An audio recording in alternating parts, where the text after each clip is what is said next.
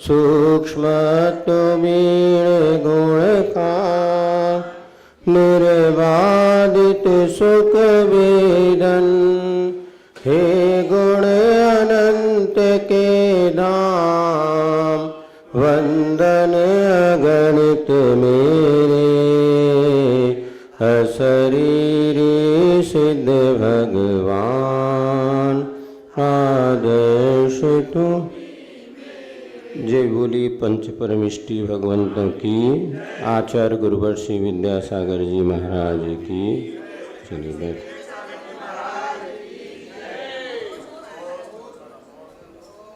कल अपन ने इष्ट प्रार्थना पढ़ी थी कि भगवान के समक्ष अब हम पहुँचते हैं तो हमें क्या मांगना, क्या नहीं मांगना, कैसे क्या प्रार्थना करना, ये कई बार समझ में नहीं आता। तो यहाँ पर संक्षेप में इस बात को समझाया जा रहा है। कल 5 छंद अपन ने पढ़ लिए थे, फिर से एक बार पढ़ लेते हैं। हमारे कष्ट मिट जाए नहीं यह भावना स्वामी, डरे ना संकटों से हम यही है भावना स्वामी। हार घट जा 17 नंबर पेज। भावना स्वामी किसी पर भार ना हो हम यही है भावना स्वामी। फले आशा सभी मन की नहीं है भावना स्वामी। निराशा हो न अपने से बड़े धन संपदा भारी नहीं है भावना स्वामी। रहे संतोष थोड़े में यही है भावना स्वामी। दुखों में साथ दे कोई नहीं है भावना स्वामी। यही है भाव। अब देखिए इस प्रकार से 5 छंद पढ़ लिए थे। अब 6वां। दुखी हो दुष्ट जन सारे नहीं है भावना स्वामी। सभी दुर्जन बने सज्जन यही है भावना। संसार में दोनों प्रकार के जीव हैं, कुछ दुष्ट हैं और कुछ संतुष्ट हैं अथवा कुछ दुष्ट हैं तो कोई अच्छे लोग भी हैं। अब अच्छे लोग तो अच्छे रहे भावना, कई बार ऐसा आता है कि ये दुष्ट लोग हैं ना, इनको थोड़ा कष्ट मिले। लेकिन आज यहाँ पर कहा जा रहा है दुखी हो दुष्ट जन भी दुखी ना हो, क्योंकि उनकी दुष्टता जो है ना, दुर्जनता जो है वो सज्जनता में परिवर्तित हो जाए। क्रूर से क्रूर प्राणी के प्रति भी हमारे मन में क्रूरता का भाव ना आए, बस उसकी क्रूरता दूर हो जाए भगवान, जिससे कि वह भी अच्छा व्यक्ति बन जाए, ऐसी भावना भानी चाहिए। मनोरंजन हमारा हो नहीं है भावना स्वामी। मनोभंजन हमारा हो। मनोरंजन यानी मन के आनंद, मन का उत्साह, मन का खेल कूद, पर ये हो हमेशा मनोरंजन बना रहे, नहीं ऐसी भावना नहीं।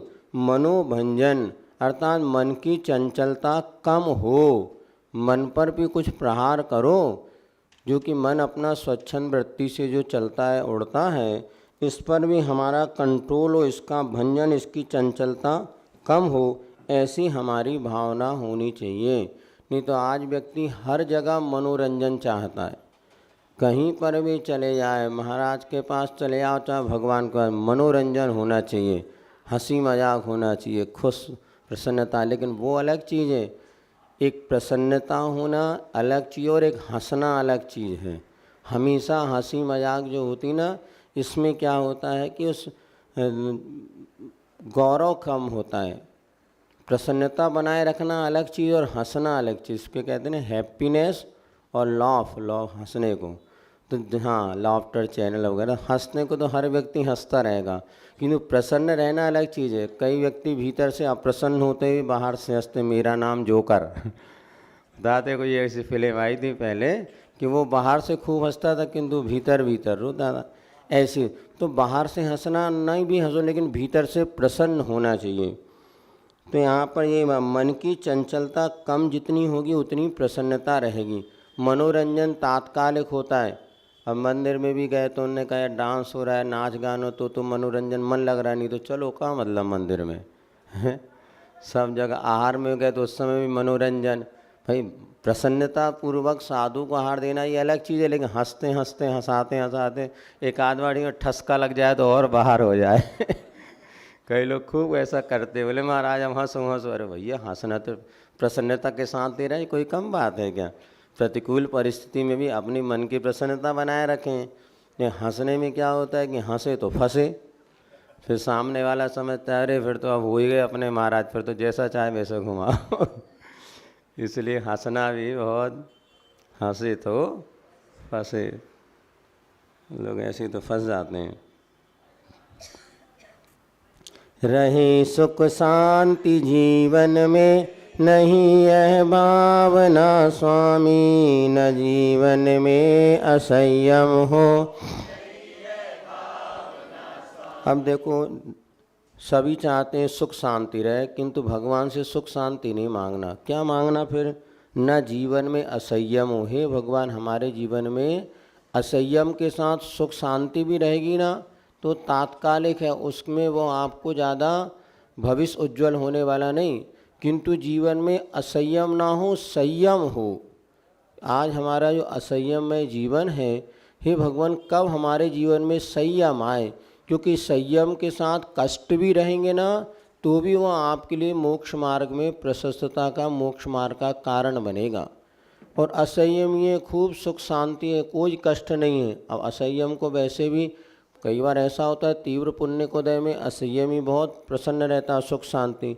किंतु सम्यक दृष्टि जो भावना भाता है, हे भगवान मेरे जीवन में भले थोड़े कष्ट आए किंतु संयम जरूर मेरे जीवन में बने, क्योंकि संयम के साथ कष्ट आएगा तो भी वो कष्ट कर्मों के निर्जरा का कारण ही बनेगा। ये तो निश्चित मानना, कष्टों में जितनी निर्जरा होती सुख शांति में कर्मों की निर्जरा नहीं होती।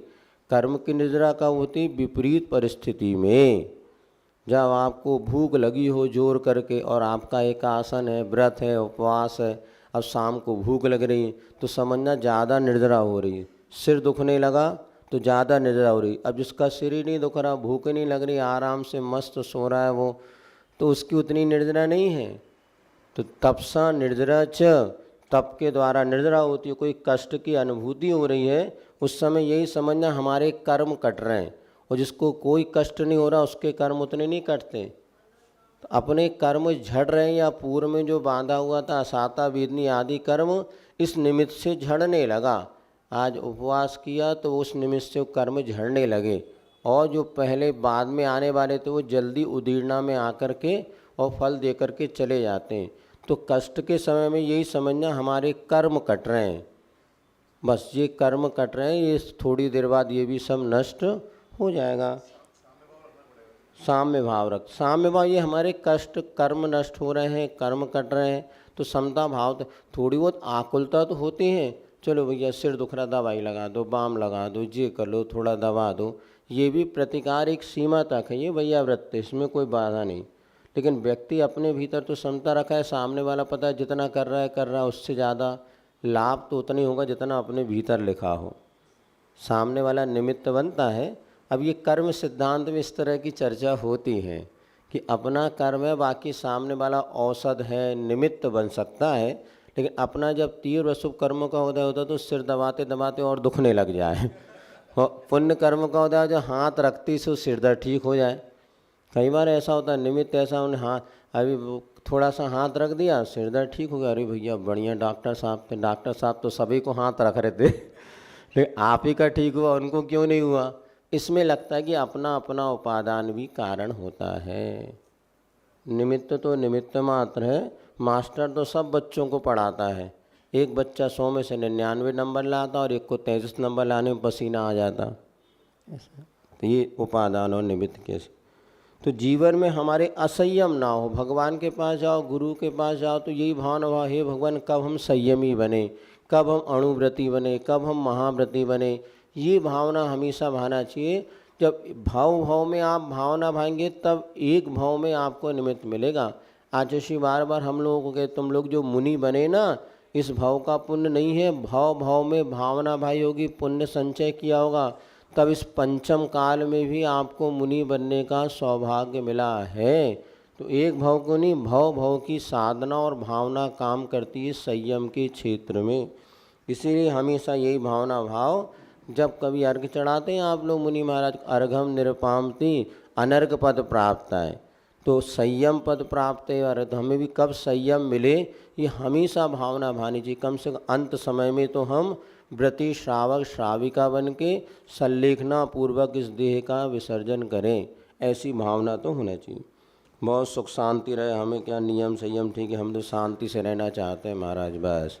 कई लोग ऐसे एक नियम नहीं लेते, बोले अपना बढ़िया तो चल रहा है, लेकिन वो असंयम उनके लिए पतन का कारण बन सकता है। फले फूले नहीं कोई नहीं है भावना स्वामी, सभी पर प्रेम हो और में कोई फले फूले नहीं, ऐसी भावना नहीं, सब फले फूलो, सबका हमारे हृदय में सबके प्रति प्रेम का भाव हो, ऐसी भावना है। दुखों में आपको ध्याए कभी ना आपको भूले, यही है अर्थात हे भगवान, दुखों के समय में आपको ध्यान, ऐसा नहीं कभी आपको भूले ही नहीं, चाहे दुख हो चाहे सुख हो, हमेशा आपका ध्यान हमारे हृदय में बना रहे, ऐसी भावना बानी चाहिए। इस प्रकार से आपको बता दिया। चलिए अपन भेद प्रभेद पढ़ लेते हैं। कल गुणस्थान की चर्चा चल रही थी, उसी को आगे बढ़ाते हैं।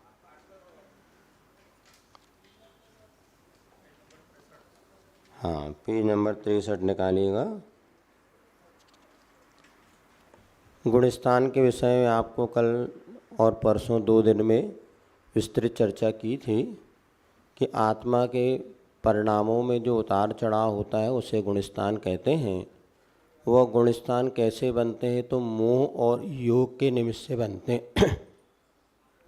मोह किसे कहते हैं, आसक्ति का नाम है मोह, चिपकन, अटैचमेंट, इसको कहते हैं मोह।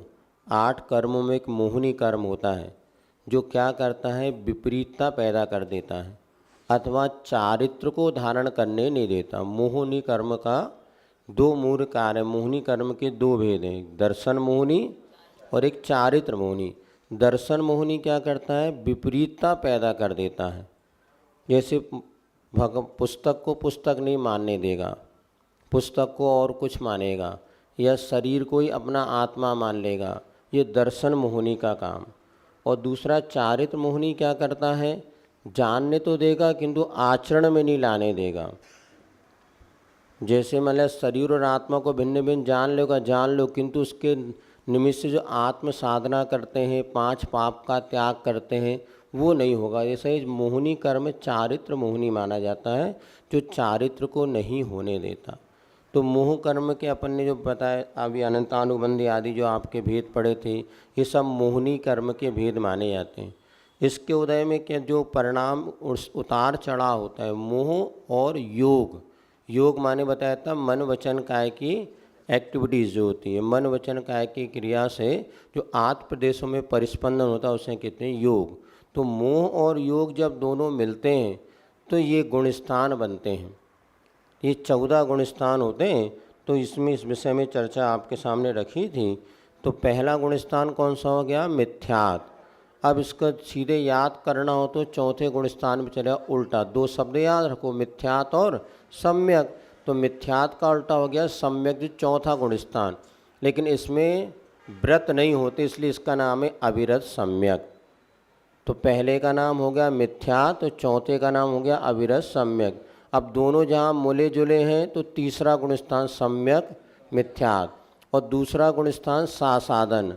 सम्यक को छोड़ दिया और मिथ्यात में नहीं आया। तो पहले 4 गुणस्थान तो सबको याद करना ही है। पहला कौन सा, मिथ्यात, दूसरा सासाधन, तीसरा सम्यक मिथ्यात और चौथा अविरत सम। अब इसके आगे के 3 गुण स्थान और याद रखो जो कि 5 पाप के त्याग से होते हैं। तो देश विरत और प्रमत्त विरत और अप्रमत्त विरत, ऐसे 7 गुण स्थान हो गए। देश विरत में 5 पाप का थोड़ा त्याग, प्रमत्त विरत में प्रमाद सहित 5 पाप का पूरा त्याग और अप्रमत्त विरत में प्रमाद रहित 5 पाप का पूरा त्याग। तो ये हो गए 7 गुण स्थान। प्रमाद किसे कहते हैं? 15 प्रमाद होते हैं। 4 विकथा, 4 कसाय, 5 इंद्रिय लोलुपता, स्नेह और निद्रा।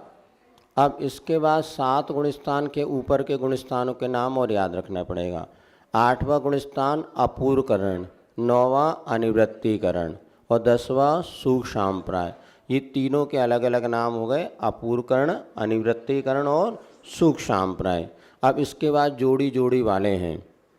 मौनी कर्म को दबा दिया तो 11वें का नाम उपशांत मोह, तो 12वें का नाम क्षीण मोह। इधर 13वें गुण स्थान में पहुंच गए तो संयोग केवली और अयोग केवली। ऐसे 14 गुण स्थान के नाम सबको याद हो जाना चाहिए। जिनको पहले से हैं वो तो हैं, जिनको नहीं है उनको याद कर लेना चाहिए। अब ये 14 गुण स्थान का काल कितना होता है ये थोड़ा सा आपको और संक्षेप में समझा देते हैं ना। 14 गुण स्थान में पहला जो मिथ्यात गुण स्थान है उसका काल कितना होता है? तो जगन्य से तो अंतर्मुहूर्त काल है और उत्कृष्ट से अनंत काल तक रहेगा। सभी में जगन और उत्कृष्ट लगा लेना। तो जगन्य माने कम से कम, तो कोई मिथ्या दृष्टि जीव जो यदि एक बार बना तो कम से कम वो अंतर्मुहूर्त तक रहेगा, फिर चाहे तो सम्यक दर्शन को प्राप्त कर सकता है। वैसे सभी का बेस कहाँ है, आधार कहाँ है? मिथ्यात्व, क्योंकि सब निगोद से आए हैं। अपना मूल निवास कहाँ है? निगोद। 6 माह 8 समय में 608 जीव निगोद से निकलते हैं और फिर इसी व्यवहार राशि में आते हैं। और व्यवहार राशि में आने पर जो उनका काल है 2000 सागर का त्रस का काल, और तो उसको पूर्ण करके यदि उस काल में उनका उद्धार नहीं हो तो वापस बैक टू पवेलियन, तो फिर निगोद में चले जाते हैं और वहाँ से पुनः कब निकलेंगे कोई भरोसा नहीं। तो यहाँ पर हम सब लोग जो मिथ्या दृष्टि के साथ ही जन्म हुआ या मिथ्यात ही जीव रहा, तो मिथ्यात जगन्य से अंतर्मूर्त और उत्कृष्ट से अनंत काल, जैसे अभव्य जीव है। अभव्य जीव का मिथ्यात कितना है? अनंत, अनादि काल से है और आगे अनंत का। क्यों? क्योंकि उसके पास सम्यक दर्शन प्राप्त करने की योग्यता ही नहीं है। अब कोई भव्य जीव था, इधर सम्यक दृष्टि बन गया और सम्यक दृष्टि बनने के बाद बहुत समय रखा, फिर अंतर्मूल के लिए मिथ्यात्व में आ गया, फिर सम्यक दृष्टि बन गया। इस अपेक्षा से अंतर्मूर्त भी मिथ्यात्व का जगन्य काल है और भी उसका काल उसमें बढ़ सकता।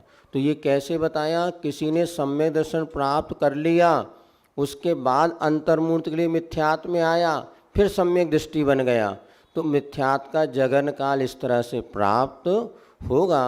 अन्यथा अनादि काल से तो मिथ्यात्व में सब पड़े हुए हैं। अब इसके मिथ्यादृष्टि जीव के पहचान के कुछ बाहरी चिन्ह यहाँ पर बताते हैं। पहला जो मिथ्यादृष्टि जीव होता है ना, उसको धर्म के प्रति अरुचि होना।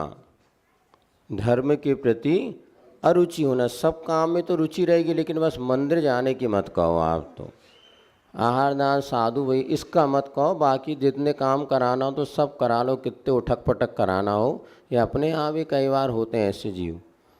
दूसरा बताया रागे द्वेषी देवों की आराधना में दत्तचित्त होना। वहाँ पर तो खूब मन लगेगा और इधर वीतराग देव के पास मन नहीं लगा। मिथ्यात्व को उदय में ऐसे जीव हिंसा से युक्त धर्म में रुचि, जहाँ पर हिंसा आदि होती है ऐसे धर्म को बड़ी रुचि से करता है वो। अभी देखना आप बहुत से हिंसा बलि चढ़ाई जाती है या फिर उसमें तो बहुत रुचि होती है उस ऐसे धर्म के प्रति। देखो ना, जैसे बच्चे मार काट वाली फिल्म बहुत अच्छी लगेगी और अच्छी वाली फिल्म अच्छी, समझिए मिथ्यात्व को उदय में हिंसा आदि कार्यों में तो बड़ा रुचि लगती है और वहीं अच्छी चीज़ दिखा दो तो रुचि नहीं होती। परिग्रह में फंसे हुए को गुरु मानना, शरीर को आत्मा मानना इत्यादि परिणाम मिथ्या दृष्टि जीव के बाहरी चिन्ह होते हैं। अब दूसरा गुण स्थान दूसरे गुणस्थान का काल कितना है? तो जगन्य से 1 समय, तो उत्कृष्ट से 6 आवली। जगन्य से इसका काल 1 समय, दूसरा गुणस्थान 1 समय मात्र भी रह सकता है, इसके लिए अंतर्मूल जरूरत नहीं है। तो 1 समय रहा और कहो उत्कृष्ट रहेगा तो 6 आवली। 1 समय आपको कल बताया था, काल की जगन्य इकाई और असंख्यात समयों की होती है 1 आवली। ऐसी 6 आवली मात्र द्वितीय गुणस्थान का काल होता है, जिसे सासाधन कहते हैं। इसके बाद तीसरा गुणस्थान होता है सम्यक मिथ्यात्। इसका काल कितना है? इसका जगन्य और उत्कृष्ट काल दोनों अंतर मुहूर्त हैं। तीसरे काल का जगन्य काल कितना है? अंतर्मुहूर्त। उत्कृष्ट काल कितना? अंतर्मुहूर्त। अब अंतर्मुहूर्त के भी बहुत सारे भेद हैं, जैसे आपको कल बताया था लखपति के कितने भेद हैं? 1 लाख रुपए जिसके बाद वो भी लखपति, और 99 लाख है वो भी लखपति। ऐसे 1 आवली से ऊपर और 48 मिनट में 1 समय कम, 2 समय, ये अंतर्मुहूर्त। 1 समय कम भिन्न मुहूर्त कहते हैं और 2 समय कम हो जाए उसको अंतर मुहूर्त कहते हैं। 48 मिनट में 2 समय कम और 1 आवली से ऊपर, अब ये जितना भी काल है ये सब अंतर मुहूर्त में आता है। तो तृतीय गुणस्थान का जगन्य काल भी अंतर मुहूर्त है, उत्कृष्ट काल भी अंतर मुहूर्त है, किंतु इस अंतर मुहूर्त में भी कम और ज़्यादा होता है, ऐसा समझना। अब चौथे गुणस्थान में कोई जीव पहुँच गया, अविरत सम्यक दृष्टि बन गया, उसका काल कितना है? तो जगन्य से उसका काल है अंतर मुहूर्त, कोई अंतर मुहूर्त तक रह सकता है सम्यक के साथ। और उत्कृष्ट से कितना है? तो 33 सागर प्लस 1 करोड़ पूर्व। 33 सागर प्लस 1 पूर्व कोटि। हाँ, 1 पूर्व कोटि बताया था आपको, पूर्वांग गुणा 1 पूर्व करोड़, 1 करोड़ पूर्व तक उनका उत्कृष्ट काल रहता है। मानिए यहाँ से किसी ने यहाँ सम्यक दर्शन प्राप्त किया या देवों में गया, वहाँ से पुनः आया, 1 करोड़ पूर्व तक बना रहा सम्यक दृष्टि, ऐसा।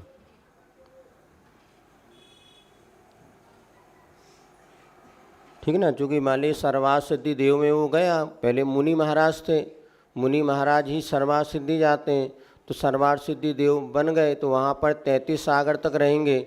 उसके बाद यहाँ पर आ गए मनुष्य लोक में, उनका सम्यक दर्शन बना रहा और वो समय पूरी 1 करोड़ पूर्व की आयु तक पूरा सम्यक दर्शन बना रहा। अंतिम अंतर मुहूर्त में 6वां 7वां गुणस्थान हुआ, मुनि बने और केवल ज्ञान होकर मोक्ष चले गए। तो सम्यक दर्शन का उत्कृष्ट काल कितना हो गया? 33 सागर प्लस 1 करोड़ पूर्व। और जगन्य काल अंतर मुहूर्त, कोई मिथ्या दृष्टि सम्यक दृष्टि बना, अंतर मुहूर्त तक रहा और पुनः मिथ्या दृष्टि बन गया, तो उसका काल हो गया जगन्य से कितना? अंतर मुहूर्त, ऐसा। अब 5वां गुणस्थान, इतना आया समझ में, पहले दूसरे तीसरे चौथे का काल। अब 5वें गुणस्थान में जीव कितने समय तक रहेगा? तो जगन्य से तो अंतर मुहूर्त है, उत्कृष्ट से कितना लेना? अंतर मुहूर्त कम 1 करोड़ पूर्व वर्ष तक। अब 5वां गुणस्थान किसके होता है? मनुष्य और त्रियंचों के होता है। तो मनुष्यों में तो 8 वर्ष के बाद ही होगा, जब बच्चे का जन्म होगा, उसके बाद सम्यक दर्शन होगा या देश संयम होगा। किंतु ये मगरमच्छ वो होते हैं ना, महामत्स्य वगैरह, इनको जन्म के अंतर्मुहूर्त, कुछ अंतर्मुहूर्त बाद ही देश संयम की योग्यता बन जाती है। हाँ, वहीं स्वयंभू रमण आदि जो महामत्स्य वगैरह होते हैं, जन्म के कुछ अंतर मुहूर्त निकालना पड़ता है और इनको सम्यक दर्शन और देश संयम हो सकता है। और इनकी आयु भी उत्कृष्ट से 1 पूर्व कोटि की होती है 5वें गुणस्थान में। तो इसलिए 5वें गुणस्थान का उत्कृष्ट काल कितना है? अंतर मुहूर्त कम 1 करोड़ पूर्व वर्ष, क्योंकि अंतर मुहूर्त तो चाहिए देश व्रत धारण करने के लिए। तो ऐसा, तो कोई सम्यक दृष्टि के साथ सम्यक दृष्टि त्रियंच तो बनेगा नहीं, मिथ्या दृष्टि के साथ त्रियंच बन गया और वहाँ अंतर्मुहूर्त में उसने ऐसी विशुद्धि प्राप्त कर ली कि उसको सम्यक दर्शन, देश संयम हो गया, सम्यक दर्शन भी हो गया और अणुव्रत भी हो गए। अब पूरा 1 करोड़ पूर्व वर्ष तक वो 5वें गुणस्थान में रह सकता है। कौन? त्रियंच, मनुष्य नहीं, मनुष्य को तो 8 वर्ष के पहले सम्यक दर्शन नहीं हो सकता। इस मामले में तिरंज ज़्यादा अच्छे हैं अपने से। मेंढक है, ये सब 2-3 अंतर मुहूर्त में इनको सम्यक दर्शन हो जाता है। गाय वगैरह जो, इसको भी जल्दी सम्यक दर्शन हो जाता है। अपने को तो 8 वर्ष, गाय को भी 2-3-4-6 महीने में कुछ होगा, क्योंकि उसमें इतनी कैपेसिटी आ जाती है। 1 साल की गैया कितनी बड़ी हो जाती, और अपने यहाँ बच्चे छोटे 8 साल में तो गैया को माँ बन जाती ना, 3 ही साल में हो जाती। 2.5-3 साल में गाय बच्चे देने लगती। उनका विकास भी इस तरह से होता है, सम्यक दर्शन भी होता है। तो ये देश चारित्र भी वो ले सकते हैं। तो त्रियंचों की अपेक्षा, बात आ रही समझ में आपको? 5वें गुण स्थान का उत्कृष्ट काल कितना है? अंतर्मूर्त कम कर दो 1 पूर्व कोटि। ये कहाँ बनेगा? तो त्रियंचों में बनेगा। जो कर्मभूमि आदि, ये महामत्स्य आदि त्रियंच होते हैं, मेंढक होते हैं, इनमें ऐसी योग्यता होती है। अब इसके बाद 6ठा गुण स्थान, 8 वर्ष अंतर्मूर्त कम कर दो, फिर 1 पूर्व कोटि पूरे रहने दो। 8 वर्ष का कोई बच्चा हो गया, उसने 5वां गुण स्थान प्राप्त कर लिया, सारी जिंदगी रह जाए ऐसा। नहीं, अभी नहीं, ये तो चतुर्थ काल की बात चल रही है। चतुर्थ काल में 1 पूर्व कोटि की आयु होती है उत्कृष्ट। तो उस समय जो सम्यक दृष्टि कोई देशव्रती बन गया, तो जैसे 8 वर्ष का हुआ, प्रतिमाधारी या सही 5म गुण स्थान हो गया, पूरे 1 पूर्व कोटि रह जाएगा, तो उसका 5वां गुण स्थान बना रहेगा उत्कृष्ट से। देह परिवर्तन हो गया, चतुर्गुण स्थान हो गया। जैसे कोई व्रती था, मरण करके कहाँ जाएगा? देव में जाएगा। देव में कितने गुण स्थान? 1 से 4, तो 5वां गुण स्थान छूट गया। ऐसा आई समझ में ना? देव में बनने के बाद 5वां गुण स्थान रहेगा क्या? नहीं रहेगा, क्योंकि जैसे मनुष्य मरा, कोई प्रतिमाधारी है या मुनि महाराज भी मरण करेंगे तो कहाँ जाएंगे? 4थे गुण स्थान में। अब 5वें गुण स्थान का उत्कृष्ट और जगन्य काल के, हाँ 6ठे गुण है। नहीं, चारों गतियों में सम्यक के साथ भी जन्म होता है, मिथ्यात्व के साथ। जन्म के 3 गुण स्थान होते हैं, पहला, दूसरा और चौथा। जब कभी भी कोई जीव जन्म लेगा, पहले में जन्म लेगा या दूसरे में या चौथे में। अब जैसे मान लीजिए कोई मनुष्य है, मर करके स्वर्ग में जाएगा, तो सम्यक दृष्टि अगर है तो 4थे गुण स्थान में जन्म लेगा। हाँ बना रहेगा। ऐसी जैसे राजा श्रेणिक था, छायिक सम्यक दृष्टि था, नरक में गया तो इसका छायिक सम्यसन बना रहा, 4थे गुण स्थान में उसका जन्म हुआ। इसी प्रकार यहाँ पर भोग भूमि आदि में किसी ने कृतकृत्य वेदक होते तो वहाँ भी उनका सम्यक दर्शन बना रहता है। ऐसा तो सम्यक दृष्टि चारों गतियों में जन्म लेते हैं। ठीक है भाई साहब। नरकों में भी सम्यक दर्शन के लिए प्रथम नरक तक ही सम्यक दृष्टि जन्म लेते हैं, उसके नीचे सम्यक दृष्टि जन्म नहीं लेता, वो भी छायिक सम्यक दर्शन की अपेक्षा। और ये हमारे यहाँ मनुष्य हैं, और मनुष्य में जितने भी सम्यक दृष्टि हैं, मनुष्य और त्रियंच जितने भी सम्यक दृष्टि हैं, ये सब मर कर के वैमानिक देवों में ही जन्म लेते हैं। भवनवासी, व्यंतर, ज्योतिष, इनमें मिथ्या दृष्टि जीव जन्म लेते हैं। भवनवासी, व्यंतर, ज्योतिष में कोई सम्यक दृष्टि जन्म नहीं लेता। लेकिन जो भी सम्यक दृष्टि यदि त्रियंच भी है, मनुष्य भी है, तो मर के कहाँ जाएंगे? 16 स्वर्गों में ही जन्म लेंगे। सौदर, मेहसान आदि स्वर्गों में जन्म लेते हैं। सम्यक दृष्टि वैमानिक देवों में ही जन्म लेता है।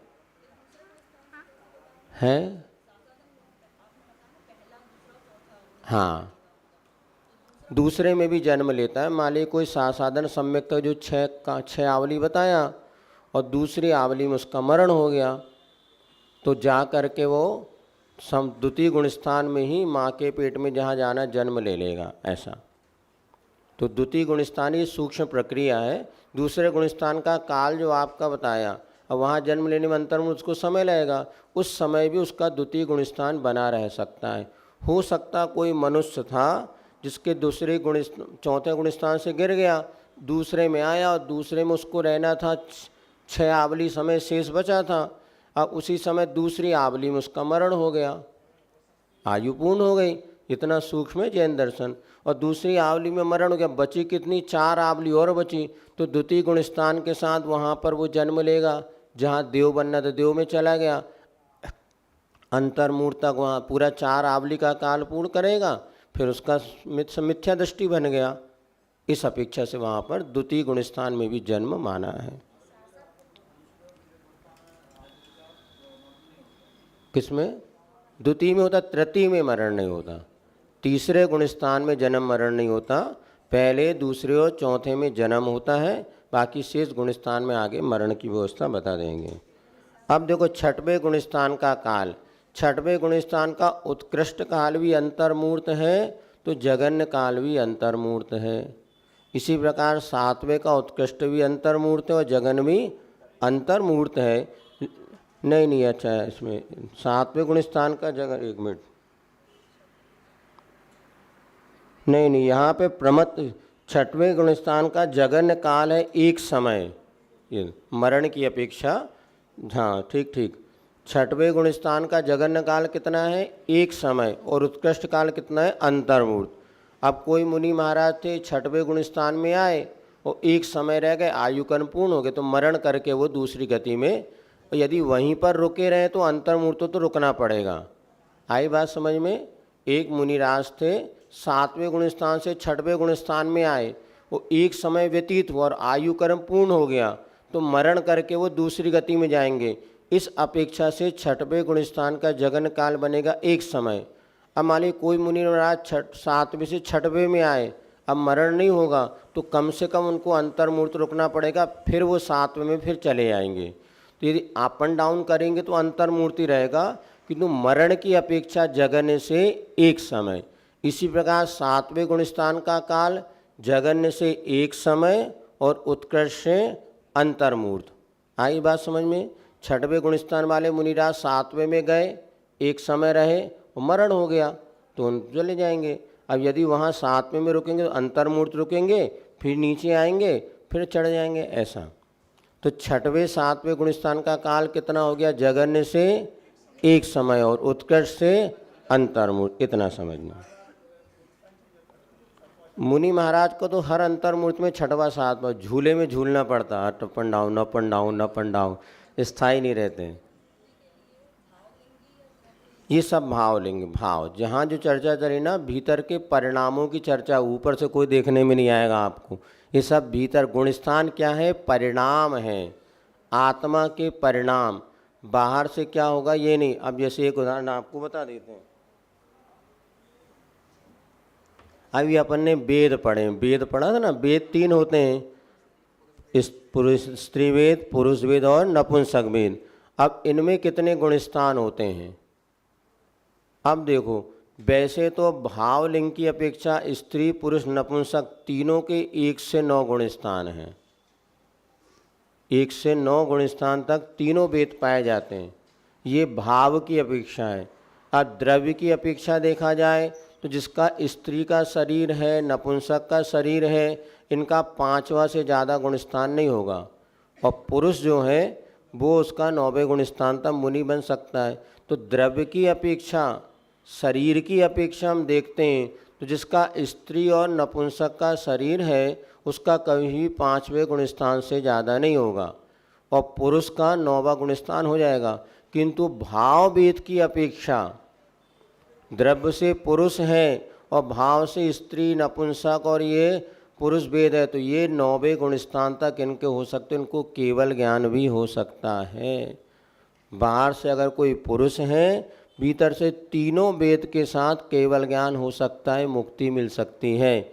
ये जो भाव और द्रव्य की विवक्षा अपने यहाँ पर है, इसको स्पष्टीकरण नहीं करने के कारण एक परंपरा में स्त्री को भी मोक्ष बता दिया, लेकिन वहाँ पर भाव वेद की अपेक्षा है, द्रव्य वेद की अपेक्षा मुक्ति, क्योंकि आरंभ और परिग्रह का त्याग द्रव्य वेद के साथ संभव ही नहीं है।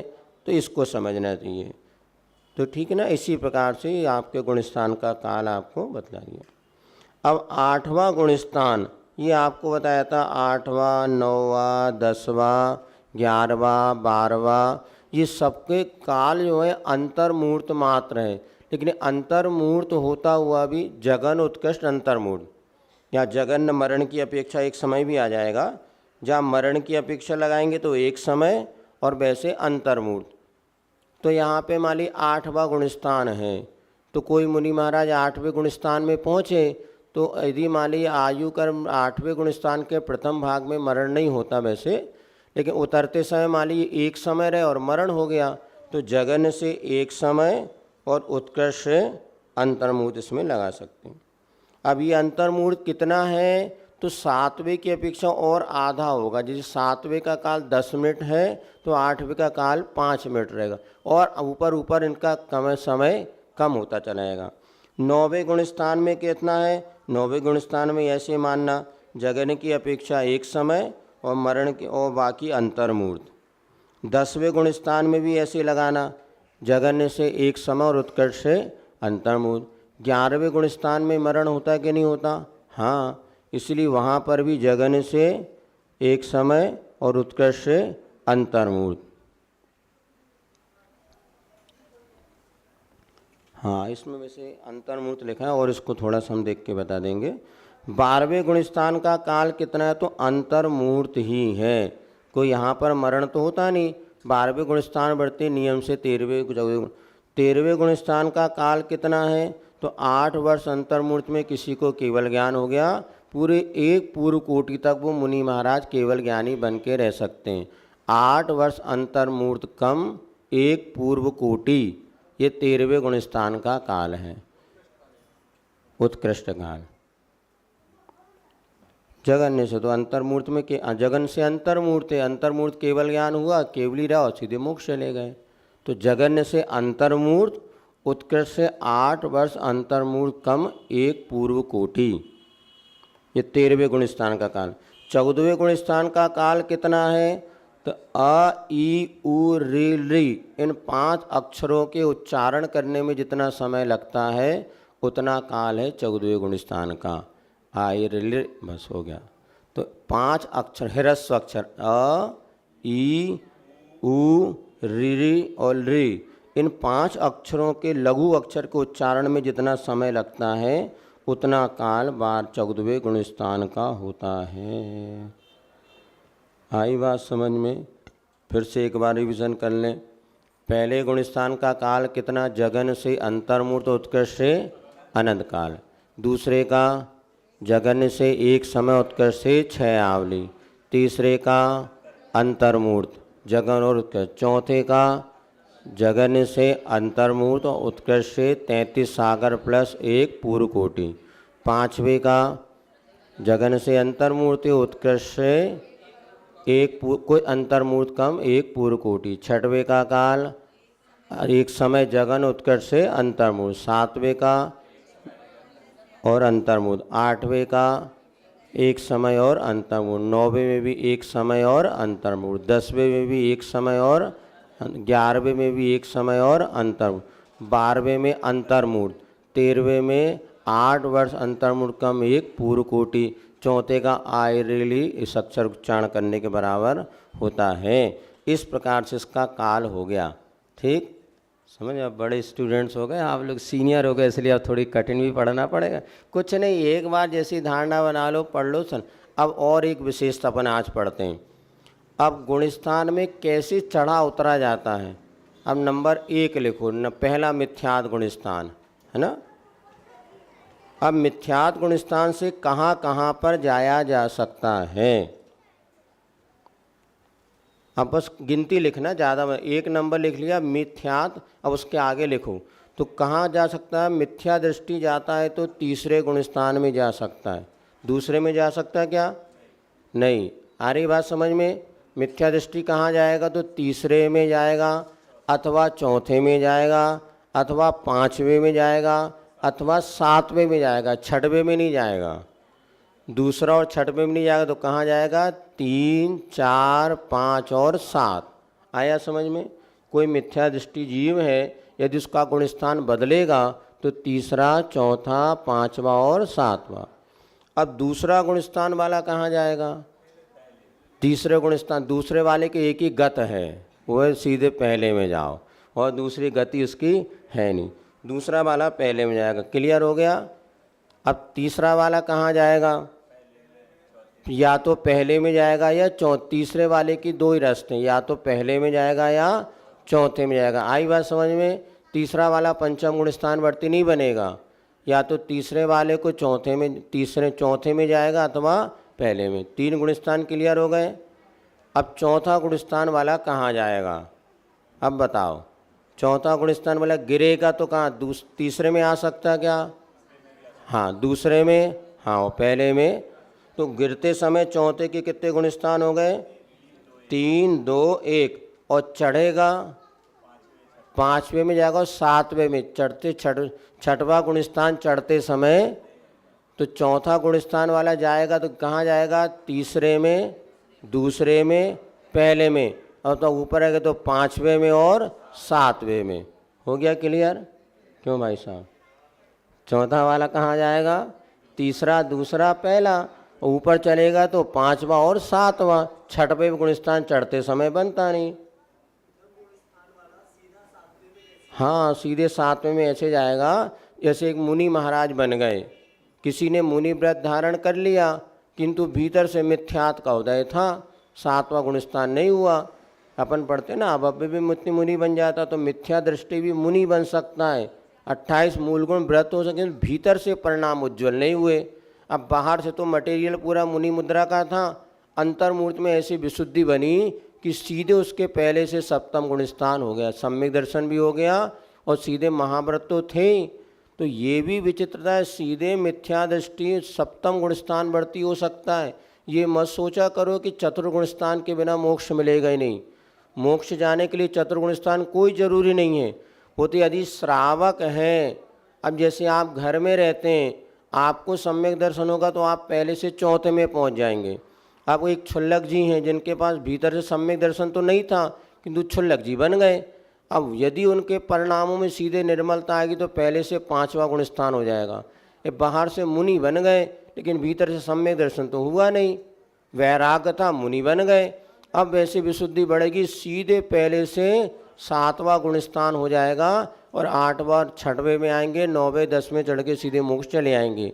अब ये समझ लो, मोक्ष जाने के लिए कौन कौन से गुणस्थान अनिवार्य हैं?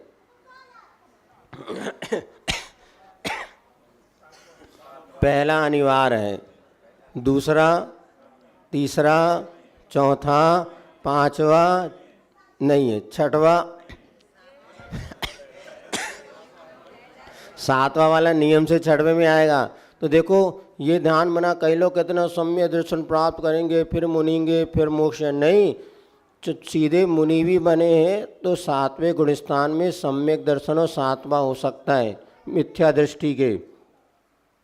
तो सीधे पहले से 6वां, तो पहला जरूरी है, 6वां जरूरी है, 7वां जरूरी है, 8वां, 9वां, 10वां जरूरी है, 11वां कोई जरूरी, फिर 12वां, 13 और 14, 8 गुणस्थान में काम हो जाएगा। 9 हो गए ना, हाँ 9। तो 14 गुणस्थान में 5 गुणस्थान कोई जरूरी नहीं है, इसके बिना भी मोक्ष मिल सकता है, भगवान बन सकते हैं। कौन कौन सा जरूरी नहीं है ये बताओ? दूसरा जरूरी नहीं है, तीसरा जरूरी नहीं है, चौथा जरूरी नहीं है, 5वां जरूरी नहीं हो, 11वां जरूरी नहीं है, बाकी गुणस्थान जरूरी है। चलो ये अच्छी बात आपने पूछ ली तो सबका भला हो गया। पहला तो 20 है, जमीन के बिना महल कैसे? हाँ, हर जीव अनादिकाल से मिथ्या दृष्टि रहेगा, तो मिथ्यात्व तो है ही।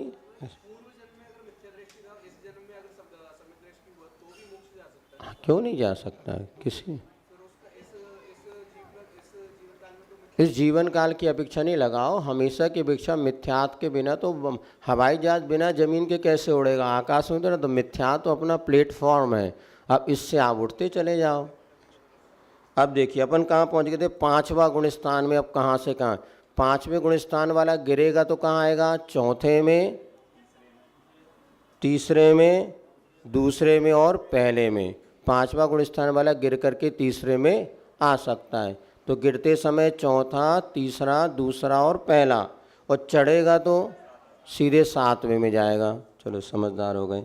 अब 6वां गुणस्थान वाला चढ़ेगा तो कहाँ जाएगा? 7वें में, और गिरेगा तो 5वां, चौथा, तीसरा, दूसरा और पहले में आ सकता है। इस प्रकार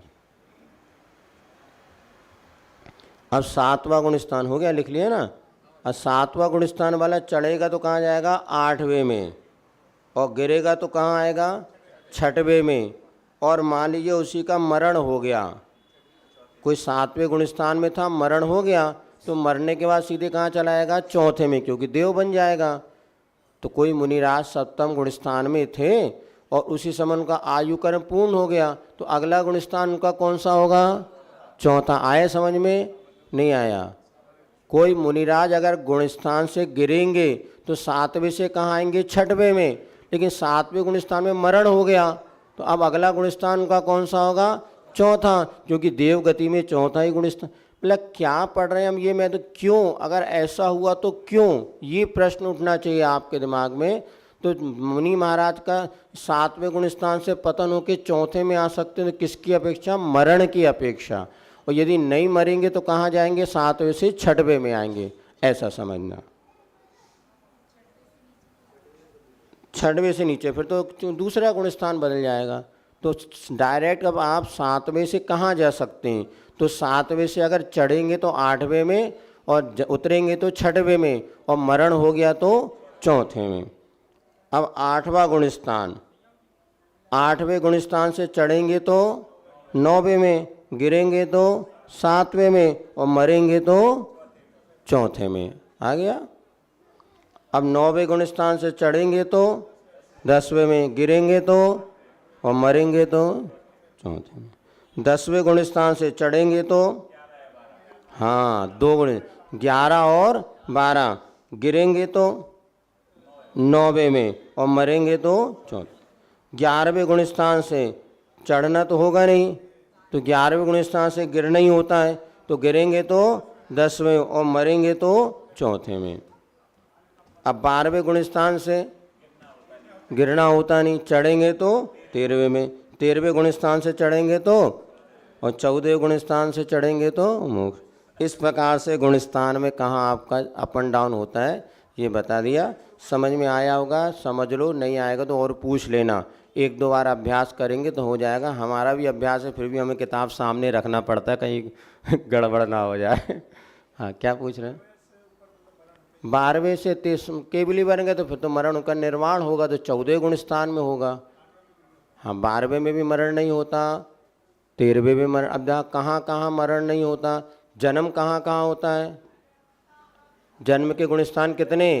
पहला, दूसरा और चौथा। अब मरण के गुण स्थान कौन कौन से? पहला, नहीं, तीसरे में मरण नहीं होता। देखो, मरण के गुण स्थान भी लिख लो या याद रखो। पहले गुण स्थान में मरण होता है, हाउ। दूसरे में, तीसरे में मरण नहीं होता। चौथे में, 5वें में, 6ठे में, 7वें में, 8वें में, 9वें में, 10वें। अब देखो, 8वें गुण स्थान के पहले भाग में मरण नहीं होता, एक विशेषता है। 8वें गुण स्थान के प्रथम भाग में मरण नहीं होता, ऐसा आचार्यों ने कहा है। 9वें में मरण होगा, 10वें में, 11वें, 12वें में मरण, 13वें में नहीं होता, 14वें में मरण होता है। इसको पंडित मरण कहते हैं। इस प्रकार से आपके सारी बातें बता दी। हाँ, चौथे गुण स्थान पर जो भी मरेंगे, गति एक देव गति ही है। सम्यक दृष्टि जब कभी मरण करेगा तो देव गति में ही जन्म लेगा। चलिए, इस प्रकार से 14 गुण स्थान संबंधी आपको विषय समझा दिया। और कुछ पूछना हो तो पूछ लेना। थोड़ा सा और अपन आगे बढ़ते हैं। 4 क्या क्या चल रहा था अपना? चलिए, दर्शन 4 होते हैं।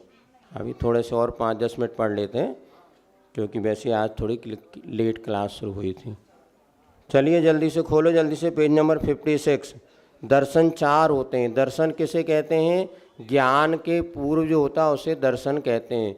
सामान्य प्रतिभास, जब इंद्रियों और वस्तु का संपर्क होता है, मान लीजिए ये पेन है और ये हमारी आँख है, जब ये दोनों मिले, इसमें सबसे पहले होता है दर्शन, और दर्शन के बाद होता है ज्ञान। तो जो दर्शन होता है उसको सामान्य प्रतिभास कहते हैं। तो जैसे हमने पेन को देखा, इसके पहले हुआ चक्षु दर्शन। आई बात समझ में? पहला हुआ चक्षु दर्शन, क्योंकि आँख से वस्तु को देखने के पूर्व में जो सामान्य प्रतिभास था उसे कहते हैं चक्षु दर्शन। अब हमने पेन को हाथ में पकड़ा, तो पकड़ते से हमें पेन ठंडा लगा, तो ठंडा कौन सी इंद्री का विषय हो गया? स्पर्शन। तो स्पर्शन इंद्रिय का ज्ञान होने के पहले जो सामान्य प्रतिभास हुआ उसे कहते हैं अचक्षु दर्शन। आँख से जो ज्ञान होगा उसके पहले जो दर्शन वो चक्षु दर्शन। और आँख को छोड़ दो, शेष कितनी इंद्रिय बची? 4, स्पर्शन, रसना, घ्राण और कर्ण और एक मन।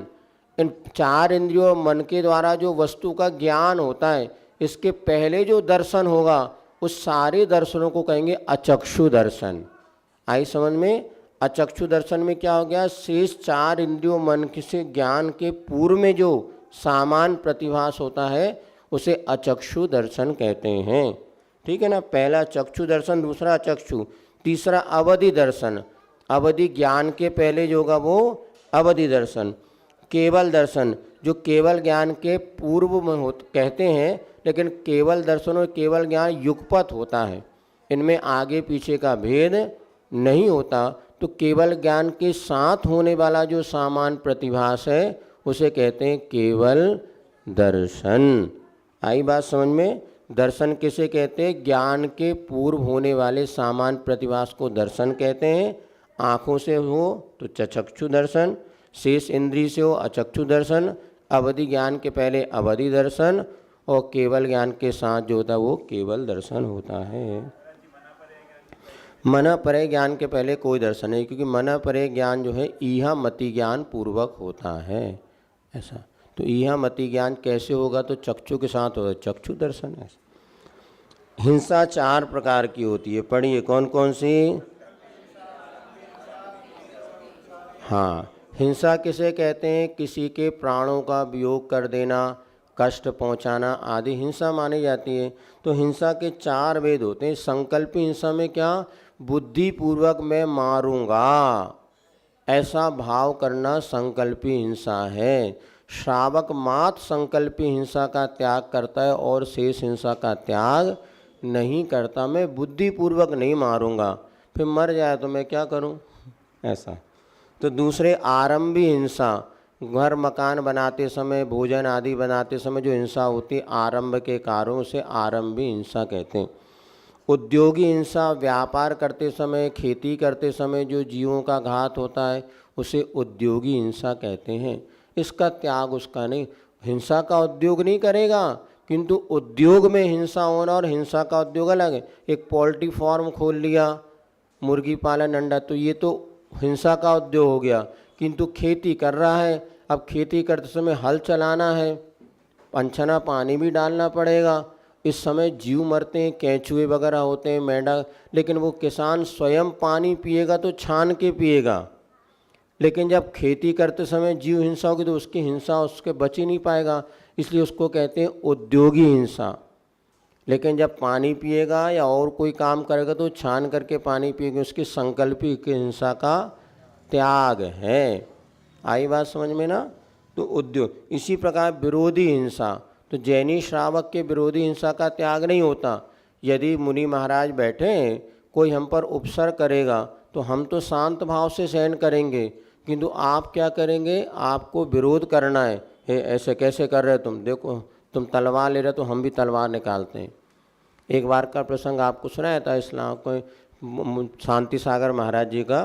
कुछ आता है कि लोग संघ में उपद्रव करने आ गए, तो कुछ श्रावकों ने फिर अपना निकाला अस्त्र शस्त्र तलवार वगैरह और लड़ने के लिए उद्धत हुए। तो एक संघ में मुनि महाराज थे चंद्र सागर जी दूसरे, उन्होंने कहा हे भैया शांत रहो, ऐसा उपद्रव मत करो। तो शांति सागर मारे, हे शांति सागर चुप बैठ जा, ये शांति का उपदेश देने का समय नहीं है। कोई तुम्हारे साधु पर उपसर करे और तुम कहो शांत बैठो, नहीं, उनको करने दो अपना करता। हाँ, फिर वो लोग गए, उन्होंने अच्छा लड़ाई भिड़ाई की, किसी के हाथ कटे पैर कटे, कुछ हुआ, लेकिन वो आतताई तो जो वहाँ से भाग गए। तो जैन धर्म विरोधी हिंसा का त्यागी नहीं है। रामचंद्र जी ने एक सीता की रक्षा के लिए लाखों की हिंसा करी, लेकिन हिंसा उनके लिए क्षम्य है, या उनकी भूमिका के अनुसार उनको करना पड़ा। अन्यथा अपनी पत्नी की रक्षा का करने का दायित्व तो पति का है कि नहीं है। वो तो कह रहे थे मेरी सीता मुझे दे दो, मुझे तुम्हारे राजपाट से कोई प्रयोजन ही नहीं। फिर भी जो दंड फंद हुई वो कौन सी हिंसा हुई? विरोधी हिंसा। तो श्रावक के विरोधी हिंसा का त्याग नहीं होता। जो संकल्पी हिंसा, आरंभी हिंसा, उद्योग, विरोधी हिंसा। रखना चाहिए। इसलिए जैनी श्रावक हथियार नहीं रख सकता ऐसा नहीं, पर इतना सावधानी रखनी चाहिए उसका दुरुपयोग ना हो। नहीं तो चिड़िया मारने, बाकी अस्त्र शस्त्र वगैरह पहले अपने राजा महाराजा जैनी होते थे, सारी चीज़ रखते थे। और जो अपने आज भी अपने यहाँ पे विरोधी मतलब अपनी सुरक्षा के लिए अस्त्र शस्त्र रखना कहीं भी निषेध नहीं है।